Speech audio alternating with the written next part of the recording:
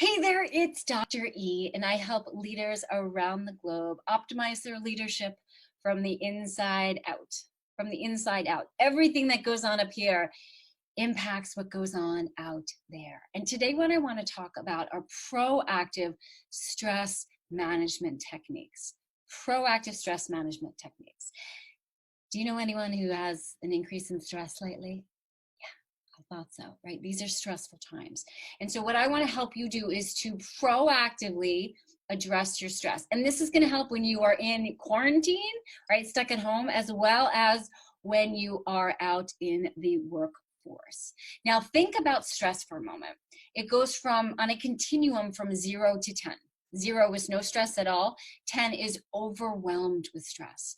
And the higher up on the stress scale we go, the less rationally we think, right? We think less rationally and we act less rationally when we're at high levels of stress. Not only that, but we don't have the executive functioning at high levels of stress because we're using less of our frontal lobe, more of our limbic system, emotional reasoning. So things like decision making, executive functioning, perspective taking, all of those qualities that are vital in a good leader are not really accessible to you when your brain is overwhelmed with stress. So one of the ways to deal with that is reactively address your stress. When you notice your stress creeping up, do something healthy and helpful to get it down. Another thing to do is proactive stress management. And by proactive, I mean on a regular basis, what are you doing in your life to make sure that your stress is as low as possible? Now, these include basic needs that for some reason our society doesn't necessarily see as basic needs, but basic needs like sleep, right? Sleep deprivation is exactly what people do to prisoners of war to torture them. And yet, as a society, we are self-inflicting sleep deprivation. Getting the sleep you need is going to be a key proactive strategy to dealing with your stress, getting the nutrition that you need, right? Not only in terms of food, but also hydration. Having fun. What's that? Having fun's not a luxury, right? Flying on your private jet to an island, that's a luxury, but having fun is really important in the human experience. Connecting with other people, people who you love. Now, there may be some people who you love who you're spending too much connection with. So if that's the case right now, I'm not talking about that, but spending time with people who you care about.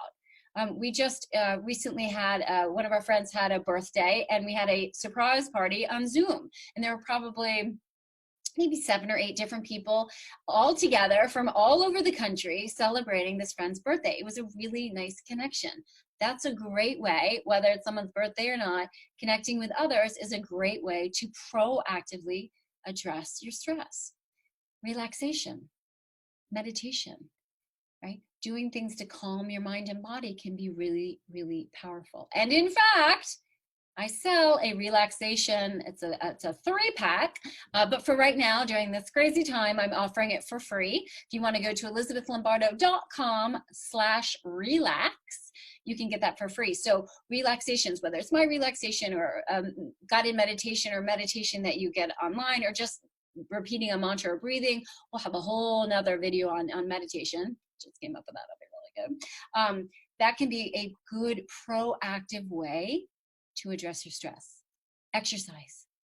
I call exercise non-pharmacological Xanax, right? It is so powerful at reducing our stress and increasing really positive biochemicals in our brain so that we have more positive energy, we can see things, right? Our problem solving increases, and we tend to feel happier and less stressed.